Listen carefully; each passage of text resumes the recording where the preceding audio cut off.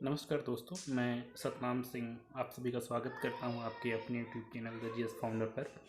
Friends, ये video मैंने बनाया था लेकिन मैं इस पे वॉइस ओवर कर रहा हूं क्योंकि कुछ टेक्निकल प्रॉब्लम आ गई थी, इसी वजह से मुझे वॉइस ओवर करना पड़ रहा है। तो मैं जो भी बताया हूं मैं उसको पूरी तरीके से फिर से समझाने का प्रयास करूंगा। हो सकता है कि जो जैसे मैं इशारे कर रहा हूँ उससे मेरी बातें न मिले, लेकिन मैं पूरी कोशिश करूँगा कि जो मैं बोल रहा हूँ, जैसा कि वहाँ पे मैं जो भी गेस्चर कर रहा हूँ उसी के अनुसार मेरी बातें उससे मिलें। तो आइए हम लोग शुरू करते हैं ये वीडियो। और जैसा कि मैंने पहले ही बताया कि वीडियो का नाम है उत्तर प्रदेश सामान्य अध्ययन या से संबंधित सामान्य जानकारी, जो कि आपको हेल्प करने यूपी पीसीएस के जो ऑप्शनल पेपर है उसमें, साथ ही यूपी पीसीएस के प्री एग्ज़ाम में भी आपको इससे काफ़ी मदद मिलने वाली है। दोस्तों, साथ में मैं ये भी कहना चाहूँगा कि पिछले कुछ महीनों से मैं वीडियो लेकर के नहीं आ रहा था और लाइक कई दोस्तों ने मुझसे ऐसा बोला कि लाइक आपके वीडियो पे ज़्यादा व्यू नहीं जा रहे हैं और कुछ यूट्यूब के रूल हैं जिसमें एक साल में 4000 घंटे होना चाहिए। अगर वो पूरे नहीं हैं तो फिर लाइक कोई फ़ायदा नहीं होता है। तो मैं पिछले 1.5 साल से 2 साल से वीडियोस बना रहा हूँ लेकिन वो 4000 घंटे पूरे नहीं हुए हैं, इसी वजह से लाइक प्रॉपर नहीं कर पा रहा। तो बीच में मैंने छोड़ दिया था, लेकिन फिर मेरे कुछ फ्रेंड लोगों ने सजेस्ट किया, फिर मैंने भी सोचा कि लाइक ठीक है, व्यू आए या ना आए लेकिन कम से कम एक ओपननेस आती है, बात करने का तरीका आपको आता है, चीज़ें आप सीखते हैं, आपको बोलना आता है, आपकी नॉलेज बढ़ती है। तो इसी वजह से फिर मैंने वीडियो डालना कंटिन्यू किया है। तो बीच में मैं जो लाइक वीडियो नहीं डाल पा रहा था उसके लिए मैं सॉरी हूँ। और हाँ, अब आपको लगातार वीडियोस नई मिलती रहेंगी। तो दोस्तों, जो मैं आज पढ़ा रहा हूँ उत्तर प्रदेश सामान्य जानकारी, तो ये कोई नई चीज़ नहीं है। लाइक उत्तर प्रदेश के अगर इतिहास की अगर हम बात करें तो कोई उसका इतिहास 100 या 200 साल पुराना नहीं है।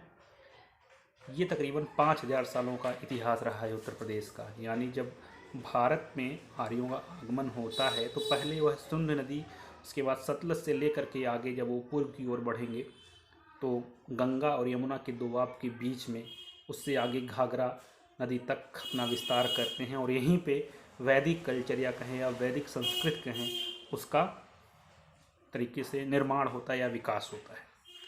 वैदिक वैदिक संस्कृति का विकास होता है, वैदिक कीरा या वैदिक कल्चर जिसको बोलते हैं उसका विकास होता है। ठीक, तो मेन कहें कि वैदिक कल्चर का जो मेन सेंटर रहा है वह उत्तर प्रदेश रहा है। साथ में ही लाइक अगर आप देखेंगे जितने भी पौराणिक जो कैरेक्टर हैं, चाहे वो भगवान श्री राम का हो चाहे भगवान श्री कृष्ण का हो, उनका संबंध यहीं से उत्तर प्रदेश से ही रहा है। आगे चल कर के गौतम बुद्ध होंगे और आपके महावीर जैन हैं, इन सब का संबंध भी जो है कि उत्तर प्रदेश से रहा है। लाइक उन्होंने अपना पहला उपदेश महात्मा बुद्ध ने सारनाथ में दिया था, उनकी डेथ भी यहीं उत्तर प्रदेश में हुई थी, कुशीनगर में। साथ में ही दोस्तों, अगर हम भारत के पहले विशाल साम्राज्य की अगर बात करें तो मगध अम्पायर, उसका फैलाव तकरीबन आधे उत्तर प्रदेश से भी ज़्यादा था। यानी आज वर्तमान के उत्तर प्रदेश का आधा एरिया, आधे से भी ज़्यादा एरिया, 60-65% एरिया उस टाइम के मगध एम्पायर के अंतर्गत आता था। और वहीं पे मौर्य साम्राज्य की नींव पड़ी, जो कि इन सारे एरिए के ऊपर नंद वंश, फिर शिशुनाग वंश, नंद वंश, उसके बाद मौर्य वंश, ये सारे वंश जो है कि मगध एम्पायर के ऊपर उन्होंने शासन किया था। ठीक है दोस्तों, तो ये कुछ छोटा सा संक्षिप्त में इतिहास था उत्तर प्रदेश का। और आइए अब हम लोग देखते हैं उत्तर प्रदेश के स्थापना कहें या उसका गठन कैसे होता है। तो जैसा कि आप लोग जानते हैं, 24 जनवरी 1950 को उत्तर प्रदेश का एक तरीके से बनाया गया था। इसी वजह से प्रत्येक 24 जनवरी को उत्तर प्रदेश दिवस मनाया जाता है। लेकिन आगे चल करके 1 नवंबर 1956 को उत्तर प्रदेश का पुनर्गठन किया जाएगा। ठीक, और जब उत्तर प्रदेश का पुनर्गठन हो जाता है तो उत्तर प्रदेश अपने आप में ही भारत का सबसे विशाल क्षेत्र होता है, सबसे विशाल प्रदेश होता है। अब क्या होता है कि इतने विशाल प्रदेश में भिन्न भिन्न किस्म के लोग रहते हैं, भिन्न भिन्न नस्लों के लोग रहते हैं, भिन्न भिन्न धर्मों को फॉलो करने वाले लोग रहते हैं। उसी क्रम में एक क्षेत्र आता है जिसको पहाड़ी क्षेत्र बोलते हैं। वर्तमान में वह क्षेत्र उत्तराखंड के नाम से जाना जाता है। और उस उत्तराखंड के लोगों को लगा कि उत्तर प्रदेश की जो राजधानी है और राजधानी में बैठे जो नेता हैं वो कहीं ना कहीं हमारी समस्याओं के ऊपर ध्यान नहीं दे रहे हैं, हमारी जो प्रॉब्लम्स हैं उसको सॉल्व नहीं कर पा रहे हैं। चाहे वो विद्युतीकरण की प्रॉब्लम हो गई, हॉस्पिटल की प्रॉब्लम हो गई हो, पीने के पानी की प्रॉब्लम हो गई हो, ठीक, या कहें उनको नौकरी देने में असमर्थ रही हो यहाँ लखनऊ में बैठे हुए नेता। तो इसी वजह से वो लोग अपना एक अलग राज्य मांगने लगे। और अंततः 1990 के बाद जब यह मांग तेज हो गई तो 9 नवंबर 2000 में उनको एक नया सेपरेट स्टेट, एक नया अलग राज्य दिया गया, जिसे आज हम उत्तराखंड के नाम से जानते हैं दोस्तों। अब दोस्तों हम आगे देखने का प्रयास करेंगे चीज़ों को। थोड़ा सा मैंने यहाँ पे ये बताया है कि भारत के एरिया वाइज जो सबसे बड़े 4 स्टेट्स हैं उनमें पहले नंबर पे राजस्थान आता है, दूसरे पे एमपी आता है, तीसरे पे महाराष्ट्र आता है और चौथे पे अपना उत्तर प्रदेश आता है। तो मैंने ये बताने का प्रयास आपको किया है, ठीक। तो यह भारत के 4 बड़े राज्य हैं, इसको आप लोग जानकारी में रखिएगा। दोस्तों आगे हम लोग देखने वाले हैं जो राज्य का जो नाम है वह कई बार चेंज हुआ है। तो जब 1764 की बक्सर की लड़ाई होती है तो बक्सर की लड़ाई के बाद अंग्रेज़ों को एक बहुत बड़ा नॉर्थ इंडिया का क्षेत्र प्राप्त हो जाता है, ठीक। और उसको ये लोग नाम दे देते हैं नॉर्थ वेस्ट प्रोविंस। यह 1836 में होता है। कब? 1836 में होता है और नाम दिया जाता है नॉर्थ वेस्ट प्रोविंस।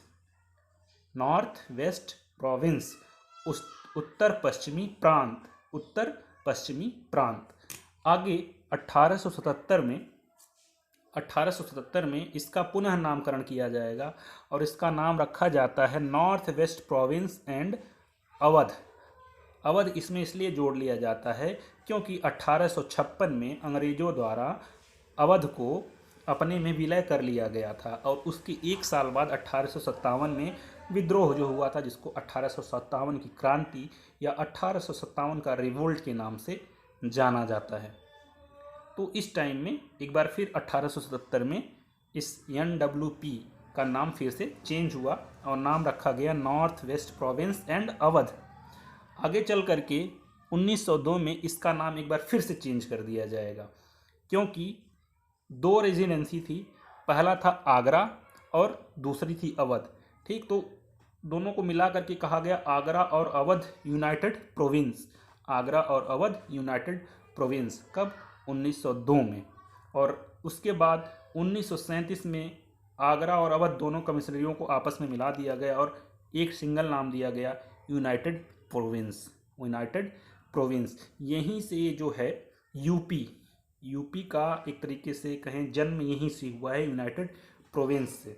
यानी यूनाइटेड प्रोविंस की जो शॉर्ट फॉर्म थी यूपी यहीं से निकला है। पहले अधिकतर लोगों को यह पता नहीं था। बहरहाल ये सिमिलर है उत्तर प्रदेश के।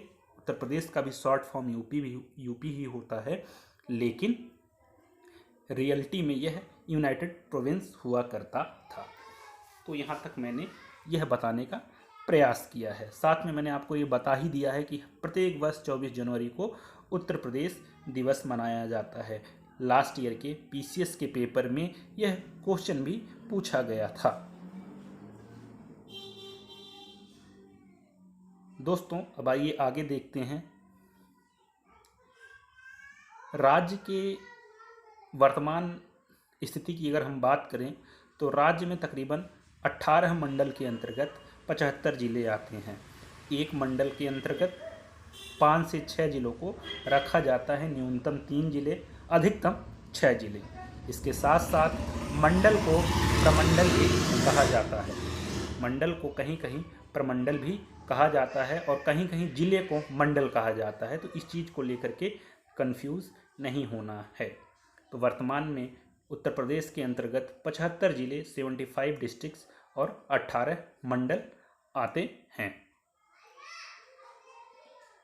दोस्तों विभाजन से संबंधित चीज़ें मैंने आपको पहले ही बता दी थी कि कैसे 9 नवंबर 2000 को एक नया राज्य उत्तर प्रदेश से निकला था। साथ ही मैंने आपको क्षेत्रफल की दृष्टि से भी बता दिया था कि उत्तर प्रदेश का क्षेत्रफल भारत में कितना है। तो मैं इसको एक बार फिर से रिपीट कर देता हूँ। उत्तर प्रदेश भारत का 7.33% एरिया कवर करता है, जिसमें उत्तर प्रदेश की 16% आबादी निवास करती है। उत्तर प्रदेश के एरिया जो है वह 7.33% है और जो आबादी है वह 16% निवास करती है। आबादी है 16% इक्वल टू मान के चलिए 27 से 28 करोड़ के आसपास। और यह जनसंख्या आपको पता होगा ब्राज़ील की जनसंख्या से भी ज़्यादा है, इंडोनेशिया की जनसंख्या से भी ज़्यादा है। तो अपने आप में ही उत्तर प्रदेश एक विशाल देश के रूप में भारत के अंदर स्थित है।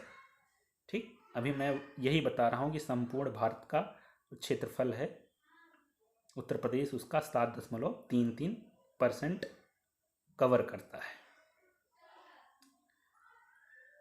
तो ये कुछ फैक्ट्स हैं जो कि आपको इम्पोर्टेंट हैं एग्ज़ाम के लिहाजे से।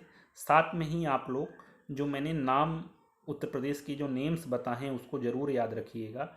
और कई बार ईयर और उनके नेम मिलाने के लिए पूछ लेता है एग्ज़ाम में। तो चाहे आप आर के एग्ज़ाम में अपीयर हो रहे हों, चाहे ARO के एग्ज़ाम में अपीयर हो रहे हों, तो कई बार यह प्रश्न बन जाता है।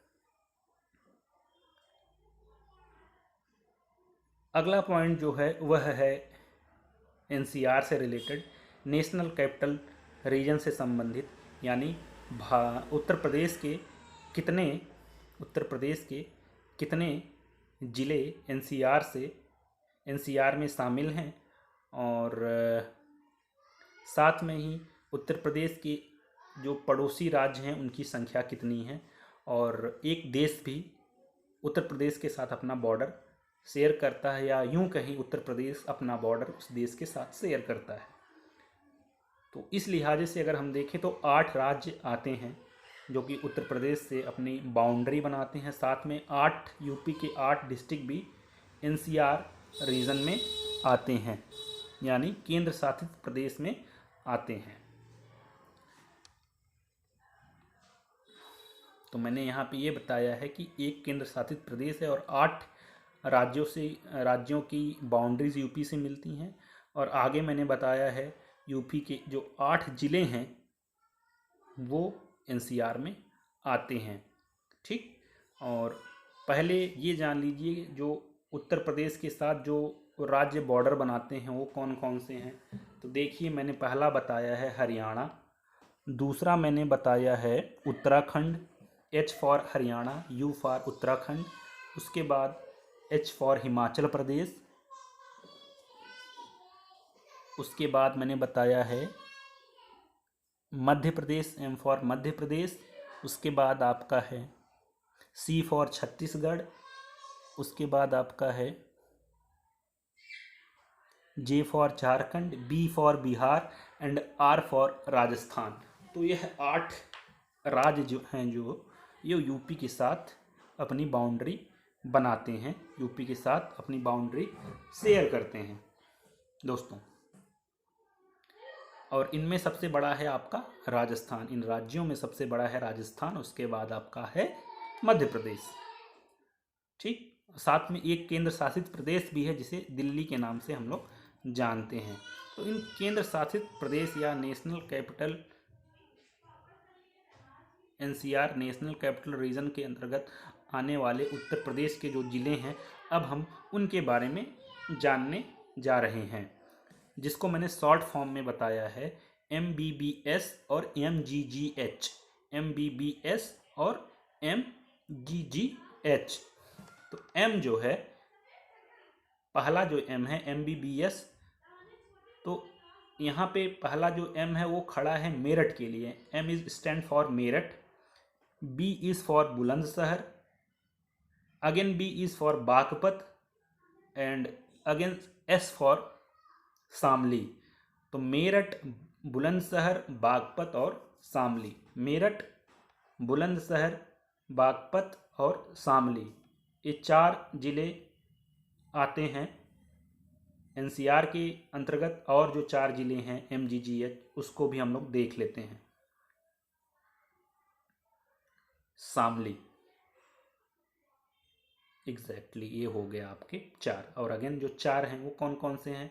तो पहला है मुजफ्फरनगर, मुजफ्फरनगर, अगेन जी गाजियाबाद, अगेन जी गौतम बुद्ध नगर, और again H Hapur. Muzaffarnagar, Ghaziabad, Gautam Buddha Nagar and Hapur, Gautam Buddha Nagar and Hapur. तो इस प्रकार से यह 8 एनसीआर रीजन के अंतर्गत आते हैं। और आपको भी मैं बता दूं, हाल फिलहाल में जो वर्तमान सरकार है, इसने उत्तर प्रदेश की जो राजधानी है, इससे जो सटे डिस्ट्रिक्ट हैं उनको SCR यानी स्टेट कैपिटल रीजन, जैसे NCR होता है उसी तरह SCR बनाने का एक प्रावधान किया है। उसके बारे में वर्तमान सरकार अभी आंकड़े इकट्ठा कर रही है। जैसे ही आंकड़े संपूर्ण हो जाएंगे, पूर्ण हो जाएंगे, वैसे ही हो सकता है ये योजना आपको जल्द से जल्द देखने को मिले। यानी लखनऊ के आसपास के जिलों को SCR के अंतर्गत शामिल किया जाएगा, यानी लखनऊ का विस्तार किया जाएगा। अब आगे देखते हैं। अब यहाँ हम यह देखेंगे कि कौन सा राज्य की सीमा सर्वाधिक है यूपी के साथ, कौन से राज्य के कौन से जिले यूपी के साथ जो है बॉर्डर बनाते हैं। तो मैंने यहाँ पे लिखा है मध्य प्रदेश जो है वह यूपी के साथ सबसे लंबा बॉर्डर बनाता है, सबसे लंबा बॉर्डर शेयर करता है। कौन? मध्य प्रदेश। ठीक, इसके बहुत सारे छोटे छोटे डिस्ट्रिक्ट हैं, जैसे सागर हो गया, सिंगरौली हो गया, साथ में दतिया हो गया, शिवपुरी हो गया। यह छोटे छोटे डिस्ट्रिक्ट जो हैं कि यूपी के साथ बॉर्डर शेयर करते हैं। एक और है भिंड हो गया।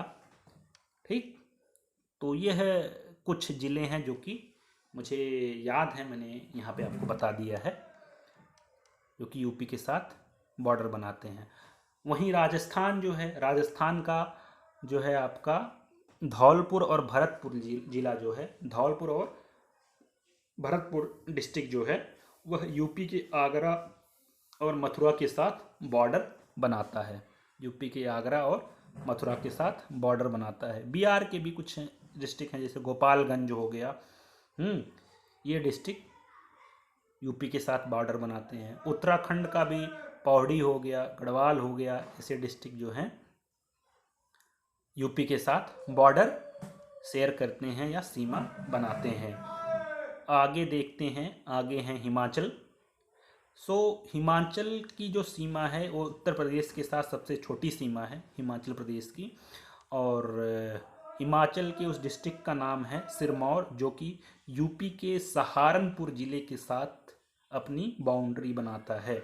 यूपी के सहारनपुर ज़िले के साथ अपनी बाउंड्री बनाता है। कौन? हिमाचल प्रदेश का सिरमौर ज़िला। अगला है झारखंड। तो झारखंड का एक ही ज़िला, जिसे गढ़वा ज़िला बोलते हैं, गढ़वा ज़िला यूपी के साथ बॉर्डर शेयर करता है। छत्तीसगढ़ का बलरामपुर डिस्ट्रिक्ट, छत्तीसगढ़ का बलरामपुर डिस्ट्रिक्ट जो है यूपी के साथ बॉर्डर बनाता है। हरियाणा का भी है आपका सोनीपत हो गया, पलवल हो गया, साथ में फरीदाबाद हो गया। ये कुछ डिस्ट्रिक्ट हैं जो कि यूपी के साथ अपना बॉर्डर बनाते हैं। तो इस प्रकार से हम देख सकते हैं कि ये कुछ डिस्ट्रिक्ट हैं। आगे मैंने ये लिखा है कि यूपी का जो सोनभद्र है वह चार राज्यों से बाउंड्री बनाता है, या यूँ कहें 4 राज्यों से सटा हुआ है, 4 राज्यों से लगा हुआ है। उसमें आपका MP है, छत्तीसगढ़ है, झारखंड है और बिहार है। कौन कौन से? MP, झारखंड, छत्तीसगढ़ और बिहार। ये 4 राज्यों से सोनभद्र जो है यूपी का, यह बॉर्डर शेयर करता है।